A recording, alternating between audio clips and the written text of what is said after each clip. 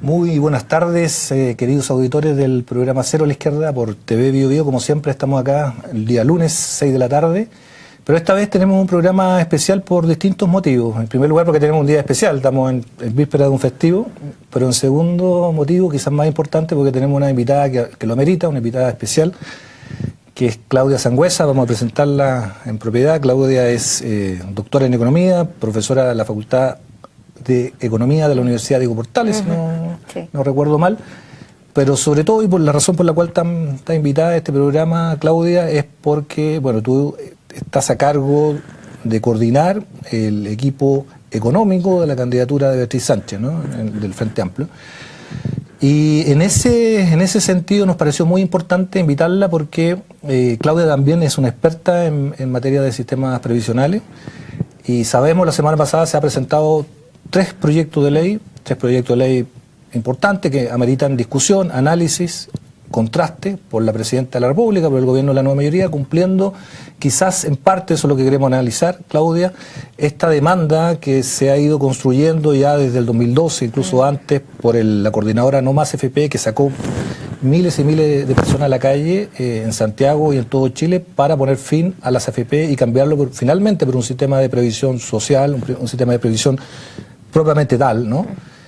Entonces, quería preguntarte, Claudia, en este programa especial, insisto, de Cero a la Izquierda, que a todo esto lo digo al pasar, lamentamos la ausencia de los otros panelistas que por razones, bueno, de mitad de feriado o día raro no están presentes, pero quería preguntarte, Claudia, ¿cómo has visto tú esta presentación de estos tres proyectos de ley por parte de la Presidenta de la República? ¿Cuál es tu primera impresión respecto a si se está o no acá cumpliendo con esta expectativa de cambiar efectivamente el sistema previsional que tenemos hasta ahora en Chile? A ver, hay dos como lecturas, diría yo. Hay una lectura que nosotros hacemos que es, por una parte, el proyecto indica que muestra que el gobierno en realidad no confía en las AFP, porque nada del 5% adicional que se va a recaudar va a las AFP. Una parte, que es la mayor parte de ese 5%, iría a capitalización individual de nuevo, pero no en las AFP, sino que en una institución pública. Y lo otro 2% va a formar un pilar que dicen de ahorro colectivo, pero tampoco sin beneficios definidos, sino que hay una parte ahí que se va a ahorrar colectivamente y hay otra parte que va a aumentar las pensiones que vienen ya de la capitalización individual, ¿cierto?, para los trabajadores que tienen menos ingresos. Y hay otra parte que es un bono para la mujer. Entonces, es como... y esa es la segunda lectura. La segunda lectura es que en realidad no cambia el sistema por un sistema de seguridad social, porque los sistemas de seguridad social en general tienen beneficios definidos y por lo tanto las personas saben a lo que van a estar, cuál va a ser su pensión, sus contribuciones, ¿sí? Y son pensiones seguras en el sentido de que no son vulnerables ni disminuyen en el tiempo como en las pensiones de las AFP.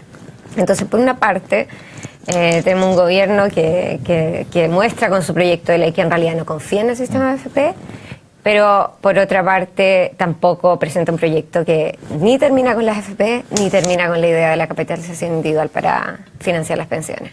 Entonces es un poco extraño, porque teniendo a la ciudadanía a su favor, en el sentido de que la ciudadanía no confía tampoco en las AFP, no, hay un tema de legitimidad tremendo ahí. Hay una demanda por mejores pensiones, o sea, 80% de las pensiones autofinanciadas hoy día están menores al salario mínimo. Y por lo tanto hay una urgencia de brindar mejores pensiones porque el sistema AFP no va a cubrir esas demandas, esas necesidades. Y por otro lado, el gobierno no confía tampoco en la AFP, pero no hace algo más sustantivo y audaz en terminar con el sistema. Déjame subrayar por un segundo, tenemos un problema con el micrófono, mientras lo resuelven, subrayar un punto que tú haces, que me parece a mí un punto político en primer lugar, que también se lo escuché a Nicolás Grau, que es el otro coordinador del Comando BEA en materias programáticas y económicas en particular, que es esta idea de que este proyecto finalmente viene a explicitar algo que el gobierno de la nueva mayoría, en general, los actores políticos que están, diría, con una crítica importante al sistema de AFP, dicen poco, que es que efectivamente hoy día hay una constatación que el sistema de AFP, de AFPs, ¿no? No es un sistema que cumple con el principal objetivo que uno le pide a cualquier sistema de administración de pensiones o de pensiones, probablemente tal, que es que de buenas pensiones, digamos, ¿no? Exacto. Que los chilenos son, finalmente, hay que reconocerlo también, es la primera razón por la cual los chilenos, con legítima razón, chilenos y chilenas, reclaman que no quieren más AFP. La razón es muy sencilla, porque la AFP, después de los años de funcionamiento que vienen realizando, no dan cuenta, y la gente se está dando cuenta, de ofrecer pensiones importantes. Entonces, este nuevo proyecto, implícitamente, como tú lo señalas, de alguna manera, reconoce ese punto, porque de otra manera habría tomado más en cuenta las AFP y le habría dado una administración al menos de la capitalización individual, porque después lo vamos a analizar en detalle, pero el 3% de ese 5% va a ir a capitalización individual, pero no va a ser administrada por las AFPs, hasta donde sabemos. Y el otro 2% solamente va a ser parte por primera vez, creo yo, después del 73, de un fondo colectivo que me interesaría que lo podamos analizar más en detalle. Pero ahí yo te hago un contrapunto, una sugerencia que podamos entrar quizás allí, que es lo siguiente. Marcos Kremerman, que es un economista que tú conoces de la Fundación Sol, en esta misma radio hizo un punto interesante en uno de estos editoriales que hay en esta radio, que él decía, en el mundo existen sistemas mixtos, ¿no? Y los sistemas mixtos hay que explicarlo, que son sistemas que contribuyen tanto por aporte individual, pero también por aportes colectivos, a finalmente la pensión que van a recibir las personas. Pero en la mayor parte de los sistemas mixtos, o casi en la totalidad de los sistemas mixtos, el porcentaje de capitalización individual o de aporte individual es minoritario en relación a todo el sistema de pensiones. Sí. Él habla de 15% como promedio, digamos, ¿no? El aporte de la pensión total, para que los auditores entiendan, de la pensión que uno recibe está financiado en 15% por aporte individual y el resto por aportes colectivos, digamos, que vienen del Estado, de los empresarios, etc. Entonces, lo que porque acá se está vendiendo este proyecto también como un aporte, un sistema mixto, pero es muy marginal, ¿no? Es muy, yo diría, es hasta tramposo. Es tramposo. Porque, claro, no es tan tramposo como lo que plantean las AFP, que ya teníamos un sistema mixto, decían. Claro. Porque tenemos un pilar no contributivo, una pensión básica solidaria, lo que en definitiva no es así. De hecho, yo estuve en Uruguay hace no mucho y de allá se encargaron de aclararme, cosa que yo ya sabía, que en Uruguay sí existe un sistema mixto, mientras en Chile no. Y me aclararon las mismas AFPs de allá. Entonces se entiende perfectamente qué es lo que es un sistema mixto. Y por otro lado, no es lo mismo la proporción de mezcla, digamos, ¿cierto? En un sistema mixto efectivamente hay una proporción mucho más fuerte del sistema de seguridad social. Las AFP son más bien una suerte de conjuntos anexos al sistema de seguridad social. No son el sistema de seguridad social, porque nunca han pretendido serlo. El sistema de capitalización individual y de ahorro en fondos privados, o sea, además administrados privadamente, no tienen como objetivo la seguridad social. Aquí en Chile se cometió un error garrafal con eliminar el sistema de seguridad social. Uno podría tener AFP de manera voluntaria para los trabajadores ahorrar ahí. Incluso podría haber dado un pequeño margen para a elegir, por ejemplo, para los trabajadores de menores ingresos, porque también le estás haciendo ahorrar a trabajadores que no tienen ninguna capacidad de ahorro, finalmente, porque tienen sus ingresos bastante bajos como para además ahorrar. Pero no querer reemplazar el sistema de seguridad social con un sistema de AFP, eso no funciona. Entonces, esperar del sistema de capitalización individual seguridad social es como pedirle ya, como dice el dicho, peras al olmo. Y yo creo que ese es el punto más fuerte, ¿sí? Y lo que nos muestra la experiencia es eso. O sea, los países, de hecho, que intentaron en los 90, cuando se vendió este sistema al resto del mundo, que intentaron cambiar y reemplazar, hacer el mismo reemplazo, terminaron retrocediendo. Primero también porque es muy caro. O sea, nosotros hemos hecho un desahorro público gigante. O sea, esto no es ahorrarse plata del Estado, esto es gastar y gastar. Nosotros hoy día gastamos 2,5% del PIB en el traspaso todavía, y eso va a seguir así hasta el año 2050 aproximadamente, según las estimaciones. Entonces, aquí no nos estamos ahorrando nada, o sea, ninguna responsabilidad. Lo que hicimos fue traspasar esa responsabilidad al Estado, finalmente, de financiar el traspaso de este sistema. Y por otra parte, que cada uno vele por su propia pensión, y eso es imposible en un país en general. O sea, en todos los países existe algo de desigualdad en el mercado laboral. No a todos tienen 45 años de contribuciones, tenemos lagunas, en el fondo hay temas de cuidado infantil. Entonces no podemos estar pensando que un sistema de AFP, de capitalización individual, va a subsanar eso. En los sistemas de pensiones en general, uno dice que tienen como 4 objetivos. Primero, hay un objetivo de no pobreza, que es que las pensiones sean lo suficientemente altas como para que la gente no caiga en la pobreza. Hay un segundo objetivo que tiene que ver con la desigualdad, y entonces en la vejez el sistema de pensiones debería no incrementar la desigualdad, sino que al contrario, minimizar la desigualdad en la vejez. No solo en términos de ingresos, sino en otros términos de la calidad de vida de las personas, salud, por ejemplo, transporte, vivienda, cuidados en general. Y hay un tercer objetivo que tiene que ver con la vulnerabilidad, que ojalá esos ingresos sean estables en el tiempo. En el caso de las AFP, esos ingresos van disminuyendo en el tiempo. ¿Sí? La AFP, a no ser que tengas una renta vitalicia, pero esos ingresos en general van disminuyendo en el tiempo. Y lo último es que no haya vulnerabilidad. Y por vulnerabilidad uno entiende que hayan ingresos, perdón, eso es el tercero, ¿cierto? La vulnerabilidad. Y el cuarto tiene que ver con que los ingresos no caigan tanto en la vejez, y eso tiene que ver con las tasas de reemplazo. Entonces, este sistema tiene unas tasas de reemplazo bajísimas, genera vulnerabilidad, aumenta la desigualdad y genera pobreza. Entonces, finalmente tenemos un sistema, y la única forma de enfrentar eso es creando un seguro social. Y lo malo es que en este proyecto de ley, teniendo la oportunidad de crear un sistema de seguro social, finalmente tú podrías haber hecho con ese 5% adicional.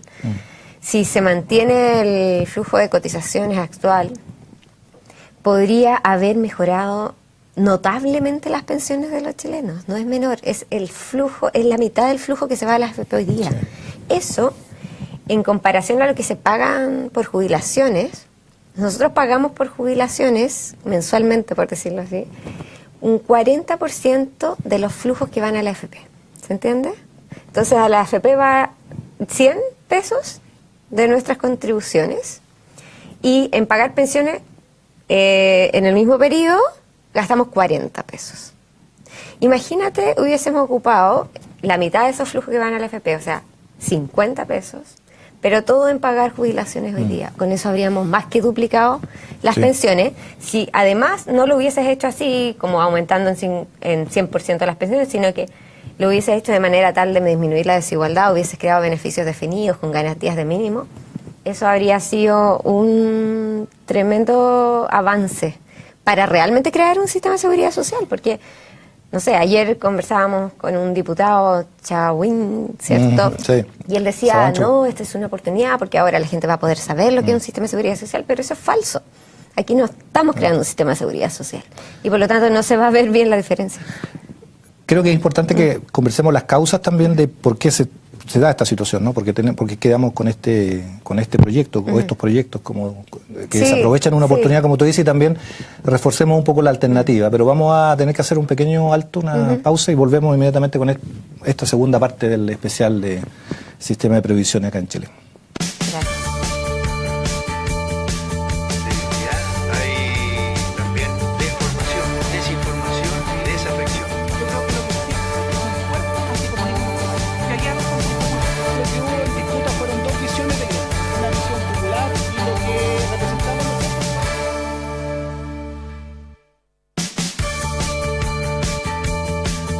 Gracias.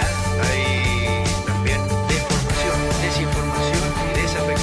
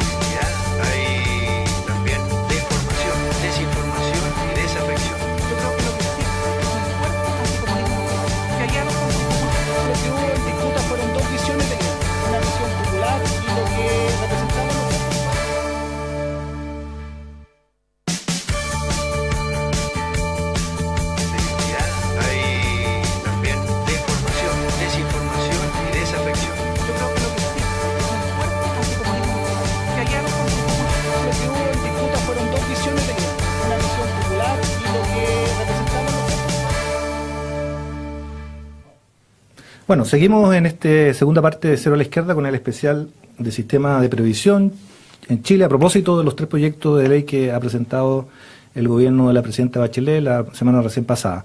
Y se ha integrado en la magia de la televisión o del Facebook Televisión una nueva integrante, la Gael Yoman, que estaba un poquito atrasada, pero se integra ahora al panel. Vamos a entrar inmediatamente al debate, a Gael.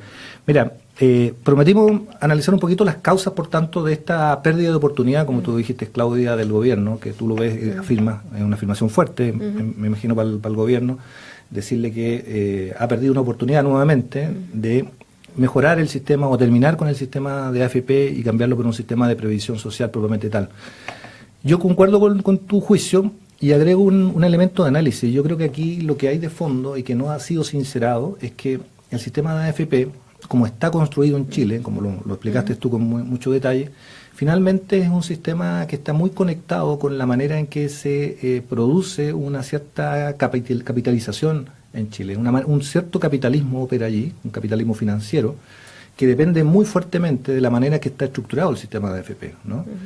Aquí hay elementos que son bastante, hasta ahora nadie lo puede entender, digamos, y solamente se entiende en términos de lógica de aseguramiento de esa manera de financiamiento del capital, que es la de por qué los chilenos están obligados a mantener la capitalización individual de sus cuentas en las AFP y no pueden cambiarse o no pueden cambiarse el sistema, ya que se les dice que son los dueños de sus pensiones, ¿no? En sus cuentas de capitalización siempre se repite eso, pero nunca está la posibilidad de que tengan los chilenos de poder cambiarse. En otras partes, a propósito que hablábamos de los sistemas mixtos pueden ser voluntarios o obligatorios. Es decir, la voluntariedad allí no es menor, porque habla de la posibilidad de construir pisos, ojalá no mínimos, sino bastante más sustantivos de previsión social, y luego dar la oportunidad para que otras personas puedan tomar seguros privados también para reforzar sus pensiones. En Chile es todo lo contrario, es decir, estamos atrapados los chilenos en una capitalización forzosa, por decirlo así, bastante forzosa, y que tiene su lógica, creo yo, en asegurar un mecanismo de generación de rentabilidades altas para un sistema financiero, para un negocio, que es el negocio de la AFP, que sea, creo yo, y esto está por decirlo, pero uno podría aventurarlo, está coludido por la política que tiene Chile actualmente y que ha impedido ponerle término a la AFP. Es decir, una política radicalmente democrática pondría todos los elementos sobre la mesa y diría, bueno, ¿cuál es el mejor sistema para tener un sistema de pensiones para los chilenos? Pero eso no se hace, sino que se parte con un pie forzado. Esto no se puede tocar, esto no se puede discutir, esta obligatoriedad no está en mano de la democracia. Y eso es totalmente antidemocrático, me parece a mí. Sí, yo también estoy de acuerdo. O sea, hay dos elementos ahí. Hay un elemento que yo creo que funciona más bien como una advertencia poco política, así como, oye, es que, como dijo el ministro Izaguirre, aquí se va a desarmar la economía si nosotros terminamos con el sistema de AFP.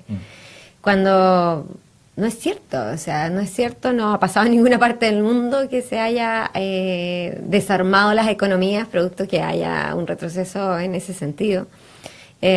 Y por lo tanto es más bien infundir temor. Eso va junto con vamos a expropiar las cuentas de capitalización individual. Nunca nadie ha dicho ni ha planteado eso. Las cuentas de capitalización individual además son para financiar la pensión.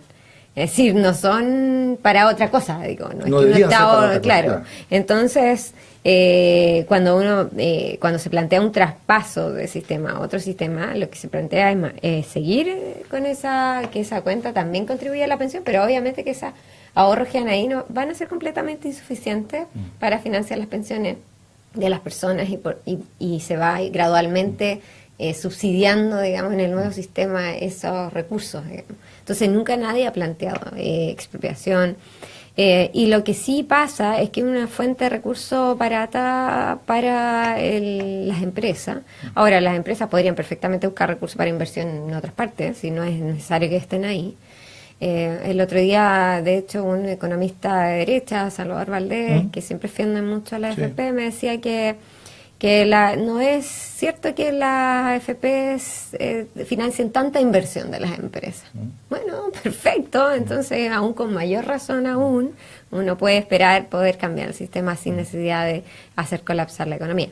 Lo que sí hay es un problema político, efectivamente, y más encima de algunos actores bastante irresponsables porque no comprenden la magnitud del problema político que hay. O sea, ahí hay un 70% del PIB en términos de riqueza, que cualquier grupo económico se lo quisiera, digamos, para financiar estudios, para financiar personas, ciertos técnicos, maquinaria, marketing, videos, o sea, la maquinaria que hay para defender esa fuente de riqueza es muy fuerte. Y aquí tenemos un problema que afecta a la democracia finalmente. Si finalmente el ministro Valdés no quiere tocar a la AFP, a pesar de que no confía en ella, bueno, tiene que responder por qué. Porque ¿qué está pasando? ¿Cuál es la amenaza ahí? Porque no se entiende de otra forma. No se entiende. No va a colapsar la economía, no, o sea, si podría haber sido todo capitalización individual en una institución pública, de hecho, habría terminado con la AFP. Entonces, ¿por qué? ¿Por qué pasa eso? ¿Por qué está defendiendo una institucionalidad en la cual no confiamos? Nadie. O sea, la mayor parte de los chilenos no confía. Además, el funcionamiento del sistema ya ha mostrado bastantes como debilidades en muchos de los términos. Es un mercado bastante poco competitivo, los precios son altos, no se entiende. Entonces, obviamente que ahí hay un problema político. Ahora... las alternativas. Sí, las alternativas. Un poco claro a la gente cómo sabe, cuál es la alternativa que ha puesto sobre la mesa el comando. Beatriz, tú vienes acá también en representación del comando. Bueno, ¿cuál es el detalle de ese se ha estado trabajando en distintos frentes, más bien en el frente amplio, diría yo, ¿sí? Hay unos grupos de apoyo programático, además está todo el proceso, ¿cierto?, con las bases sociales, hubo encuentros, ¿cierto? Ahora hay un proceso de sistematización. Y lo que se ve ahí es que finalmente quienes han participado de los encuentros tienen una tendencia muy clara a favorecer la idea de un sistema de seguridad social solidario, de financiamiento tripartito, con beneficios definidos, ¿cierto? O sea, es como la idea de un cambio de paradigma en el sistema de pensiones. ¿Podemos dar un ejemplo de cómo funcionaría ese sistema? De hecho, la propuesta que elaboró la coordinadora en AFP es un tipo de sistema así. ¿Sí? Entonces, la idea es que las fuentes de financiamiento vienen de distintas fuentes, ¿cierto? De empleadores, de trabajadores y del Estado.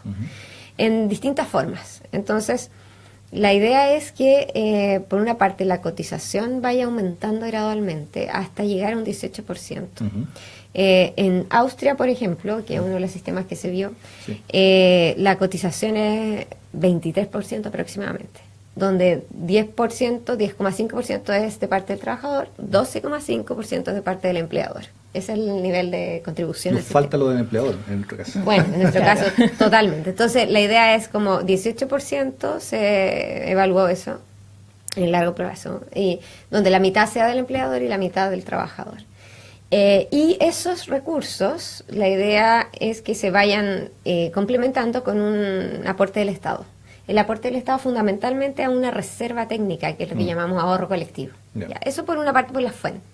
Después, en los usos, en el fondo los beneficios, la idea es que haya beneficios definidos, ¿ya? Y se elaboró una propuesta que sigue la experiencia del sistema austriaco, por eso yo lo nombro bastante, que ha sido muy exitoso en elevar el porcentaje de trabajadores que contribuyen al sistema, porque el principal problema que tienen todos los sistemas es que no se contribuya. En el caso del sistema AFP, el gran problema hoy día es que como nadie confía en el sistema, si no estás obligado con tu contrato a contribuir, probablemente no contribuirías a la cuenta.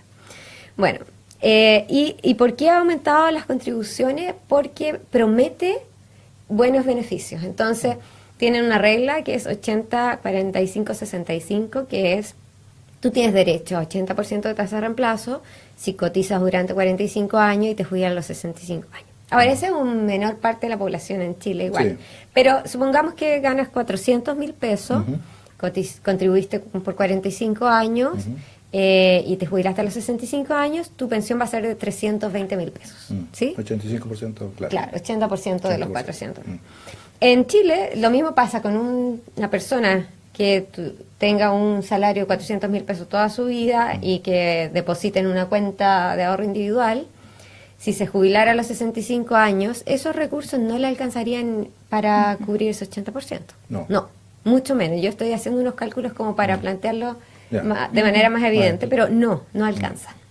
Es más, en el sistema actual. En el sistema actual, por eso, para hacer la comparación. ¿Ya? Si tú ahorras, incluso con la misma tasa de contribución, para no ser injusto, ¿cierto? Porque en el sistema actual estamos cotizando 10% solamente.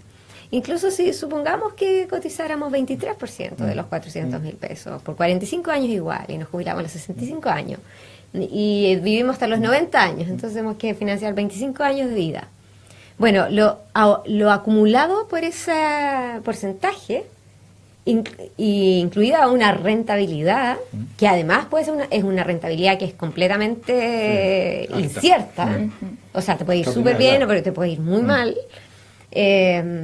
entonces te va a dar unas pensiones que son a lo más de una tasa de reemplazo del 50%, o sea, 200 lucas. ¿Qué es lo que es? Es lo que los chilenos conocen. Bueno, y ese es el mejor escenario. Sí. Entonces ahora, eso es para los que cotizan 45 años. Después las tasas de reemplazo van bajando a la medida que los años cotizados van disminuyendo. Pero también ese 80% de tasa de reemplazo tiene mínimos y máximos, ¿ya? Entonces, para la persona que efectivamente ganó 400.000 pesos, el 80% de eso es 320.000. La persona que, por ejemplo, tenía un salario de 4 millones de pesos, el 80% de esos 4 millones son 3.200.000 pesos. Bueno, eso no. Entonces hay un límite. No se financian pensiones demasiado altas. Entonces el límite son, de la propuesta, son 100 UFs, que es como 2 millones y tanto de pesos. Entonces tiene mínimos y máximos en todos los tramos. Entonces, bueno, de ahí va disminuyendo la tasa de reemplazo a la medida que los años cotizados van disminuyendo. Por ejemplo, 70% de tasa de reemplazo si cotizaste 30 años, 60% si cotizaste menos años y así sucesivamente, pero con mínimos y máximos. Ya, entonces, también un 20% de tasa de reemplazo para una persona que ganó 400.000 pesos, supongamos que cotizó muchos menos años, entonces tiene derecho solo a 20%. 20% de 400.000 es como 80.000 pesos. Bueno, a esa persona se le sube su pensión al mínimo, al salario mínimo, que es más o menos 300.000 pesos. Entonces hay un piso. Hay ajuste por arriba y por abajo. Por arriba y por abajo. Esa es la idea de los beneficios definidos, ¿ves? Entonces tú con eso, bueno, obviamente que disminuyes la desigualdad porque no tienes pensiones tan altas y levantas a muchas de las personas. Y tienes esos beneficios son estables en el tiempo, ¿sí? Entonces tú tienes derecho cada mes a eso. Ahora, eso se financia, es sostenible financieramente con ese 18% de contribuciones. Sí hay esta reserva técnica. Por eso es importante la reserva técnica. La reserva, claro, esa reserva técnica se alimenta con fuentes fiscales. Es importante porque es lo que le va a dar la sostenibilidad al sistema producto del tema del envejecimiento de la población. Entonces, eso ayuda a financiar el sistema en el largo plazo. Y ese modelo, esa propuesta fue estimada como todas las propuestas, digamos, de pensiones se estiman, con supuestos muy conservadores, ¿ya? Nosotros cuando estuvimos en la Comisión Bravo vimos una propuesta similar, pero no era igual. Y los supuestos no nos gustaron a la mayor parte de nosotros, que estábamos por el sistema, porque eran demasiado optimistas, ¿sí? En cambio, esta propuesta de la coordinadora, que no se presentó, no es la propuesta que digamos, que se presentó ahí, es muy pesimista y a mí personalmente me gusta, prefiero ese escenario, digamos, o sea, de crecimiento muy bajo, de crecimiento de la fuerza ocupada baja, de rentabilidades bajas, ¿cierto? Todo era como muy conservador para hacerla verdaderamente viable financieramente. Y bueno, y lo otro es en el pilar contributivo. Y además la propuesta también tiene un pilar no contributivo que es, claro, en el pilar contributivo, como tú ves, las pensiones, depende de lo contribuido, están focalizadas todavía en el mercado laboral, a pesar de que disminuyen la desigualdad, todavía ahí esto es lo remunerado. Ahora, tú puedes hacer varios subsidios cruzados ahí. Entonces puedes, por ejemplo, subsidiar lagunas de contribución producto de cuidado infantil, por ejemplo.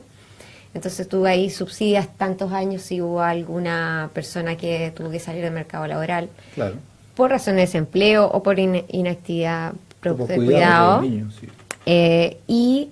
Y también tienes este pilar no contributivo que en realidad es para personas que no contribuyeron lo suficiente. Y ese pilar no contributivo haciendo una pensión equivalente al salario mínimo. Entonces eso es para universal y eso es lo más caro de la propuesta, de hecho. Claro. Eso es lo más caro.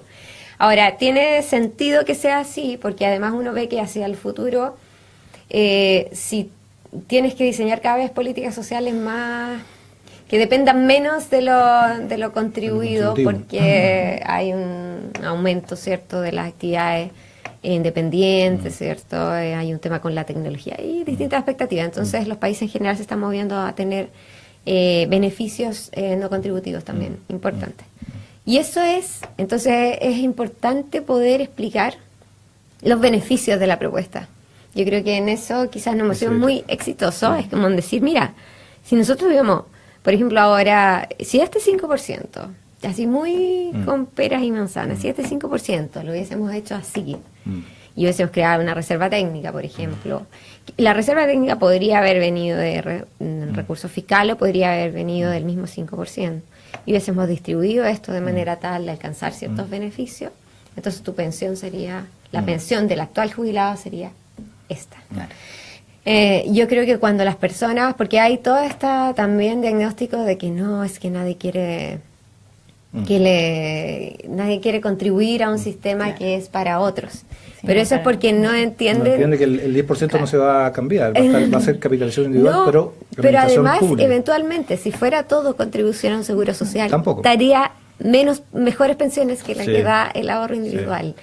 Para la gran mayoría de los chilenos. Claudia, y respecto a eso mismo, como esa posición que en realidad la derecha también trata de hacer que sea como hegemónica, es decir, que todo el mundo acá quiere capitalización individual y no tener un sistema que sea más solidario. ¿Cómo nos enfrentamos también desde el Frente Amplio frente a la propuesta que ya se va a presentar, el proyecto de ley del gobierno? Porque igual, o sea, hay una contraposición igual, al menos de dos principios, o la solidaridad o la capitalización individual. Claro, uno puede tener crítica y yo, obviamente, todos compartimos que es insuficiente, sumamente insuficiente también el porcentaje que se destina al menos en esta propuesta, y porque además eso tampoco cambia en el fondo del sistema en general, pero sin embargo esa contraposición creo que igual es interesante desde el Frente Amplio ver la forma en que enfrentamos eso. Sí, hoy día recién salieron los proyectos de ley, que vienen 3 proyectos separados, entonces estamos analizando, digamos, con toda la gente que está trabajando en pensiones en el Frente Amplio para tratar de pronunciarnos colectivamente también. Yo creo que no podemos estar aprobando proyectos que vayan en un sentido contrario al que nosotros empujamos, porque muchas veces son heridas autoinfligidas en el fondo. Lo que no podemos hacer es aprobar proyectos de ley como el financiamiento compartido, por ejemplo, cosas que profundicen aún más modelos de políticas sociales que nosotros, que nos hacen mal, digamos, nos hacen mal a todos, ¿sí? Entonces yo creo que hay que evaluar bien la situación. Yo creo que en el fondo la ciudadanía está bastante descontenta con el sistema de pensiones y este proyecto no responde a ese descontento. Y yo no creo que tengamos que nosotros como Frente Amplio apoyar un proyecto de ley y decirle a la ciudadanía y al país, digamos, bueno, es lo que se pudo, aplacando además todo ese descontento además, o sea, puede ser muy contraproducente. Yo estaría más por empujar realmente, por articularnos orgánicamente con el descontento y darle una salida, pero una salida bien hecha y no como digo, migaja finalmente. Claro, porque además, o sea, porque también ahí es como sospechoso también la altura en que, o sea, me refiero al periodo de tiempo en que se lanza este proyecto de ley, a puertas también de las elecciones, sin tanto como la iniciativa de que este proyecto finalmente salga a la luz, más bien es como una jugada electoral, entonces... Y ahí también, como dejó planteada la pregunta, respecto entonces a tratar de fortalecer esta propuesta que estamos construyendo del Frente Amplio para que finalmente se haga una propuesta que pueda ser también, ojalá, bueno, en el gobierno, presentada como un proyecto de ley. Sí, yo creo que han pasado muchos años o sea, cambiar el sistema de AFP toma mucho tiempo. Ya el diagnóstico sobre el mal funcionamiento, este diagnóstico que ahora parece como nuevo, no es nuevo. Ya este diagnóstico viene hace mucho tiempo y de hecho en el primer gobierno de Bachelet hubo una comisión porque ya había un diagnóstico y una preocupación. Y ahí lo que se hizo fue lo mínimo. O sea, crear este sistema asistencialista que tiene mínimo gasto, o sea, el de las Fuerzas Armadas es mucho más caro.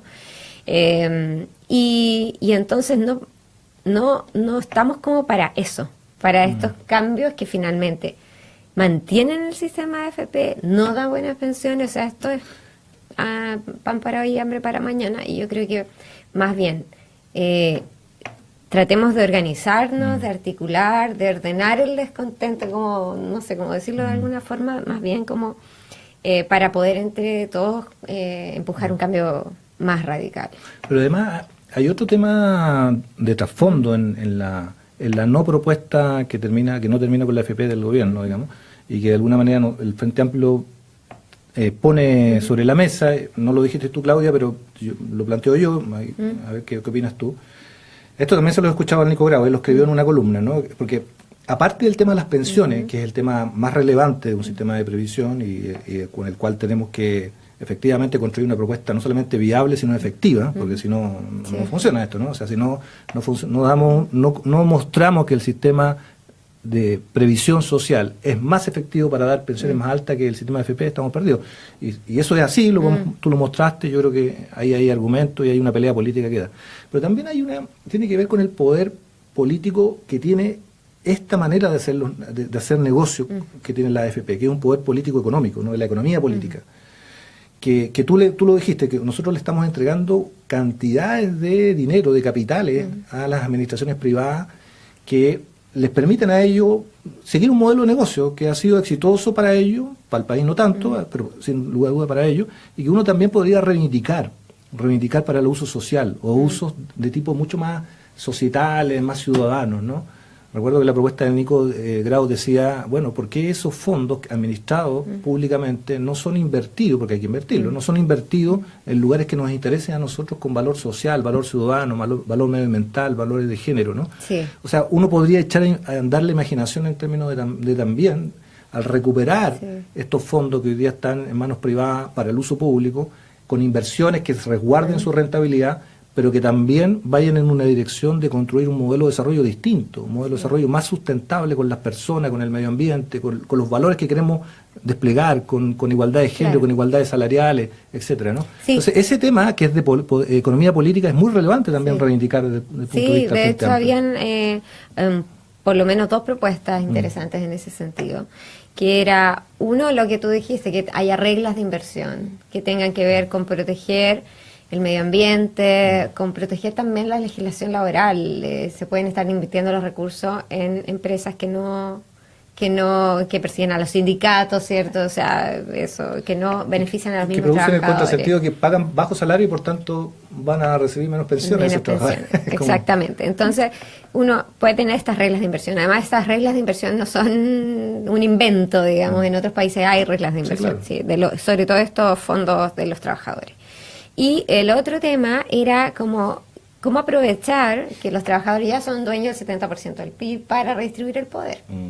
Entonces la propuesta que habíamos pensado era que en los directorios de las empresas cuyas inversiones son financiadas por los fondos de la AFP, haya representantes de los trabajadores en proporción al tamaño de esa inversión que es financiada por la AFP. ¿Se entiende? Entonces, si una empresa, toda su inversión es financiada por la AFP, bueno, los trabajadores tendrían que tener toda la representación del directorio, digamos. Pero si en una empresa el 20% del capital es financiado por la AFP, bueno, 20% representación de los trabajadores en el directorio. Elegido democráticamente, ¿cierto? De trabajadores de la misma empresa, ¿sí? Entonces, eso permite también redistribuir el poder al interior de las empresas. Es como, mira, nosotros trabajadores estamos financiando esta empresa a través de estos fondos. Entonces tenemos derecho a voz y a voto en los directorios, en la toma de decisiones a largo plazo. Eso era la propuesta por el comando de BEA. Por Mayol también había propuesto algo similar pero era con esta idea de la expropiación, ¿cierto? Del 20%, para que el Estado efectivamente fuera propietario del 20% de las empresas estratégicas y así pudiera tener participación en los directorios. Era una propuesta similar, se trata de redistribuir el poder al interior de las empresas. Pero déjame precisar ese punto, porque para que tú nos cuentes cuál es la postura actual del Comando BEA, porque, a ver, la demanda ciudadana, como tú dices, la demanda del malestar es poner término a las AFP, ¿no? Sí. Eso significa una cosa muy concreta, que lo que hoy día está administrado por las AFP, que son las cuentas de capitalización individual, pasen de esas administraciones privadas a una administración que sea distinta a lo privado, que sea pública, ojalá, o social, pueden haber distintas fórmulas, pero no sigan siendo administradas por las AFP, lo que no significa que esas cuentas sean expropiadas a los trabajadores, van a seguir siendo, en cualquier fórmula, siempre son parte de la propiedad de los trabajadores, eso no hay ninguna discusión, sino que la administración de eso es una administración pública. Si es pública, se abre el escenario de que, como va a administrarse públicamente esos fondos, puedan tener también destinos de inversión públicos y no privados, ¿no? Que es lo que yo decía, que son estos fondos, estos grandes fondos públicos que se crean y que finalmente se orientan su inversión en una u otra dirección más sustentable con lo que queremos privilegiar, derechos de trabajadores, tipo de desarrollo, medio ambiente, etcétera. ¿Es esa la línea que está tomando el comando? O sea, yo diría que más importante que eso tiene que ver con la seguridad social, con tener un sistema de seguridad social. Y creo que por lo menos en términos de pensiones, ¿sí? Necesitamos un sistema que dé buenas pensiones para los jubilados y este sistema no lo da. Y necesitamos un sistema entonces que tenga beneficios definidos, que sea sostenible igual financieramente, que sea económicamente viable, ¿sí? Uno podría usar, digamos, el sistema de pensiones también para redistribuir poder económico, pero no es ese el objetivo del sistema de pensiones y del diseño del sistema de pensiones, ¿sí?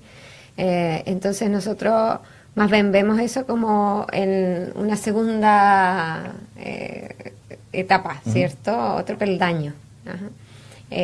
Pero lo más importante de ver es la demanda por seguridad social. Sí. Es eso lo que no tenemos. Sí. Estamos terminando.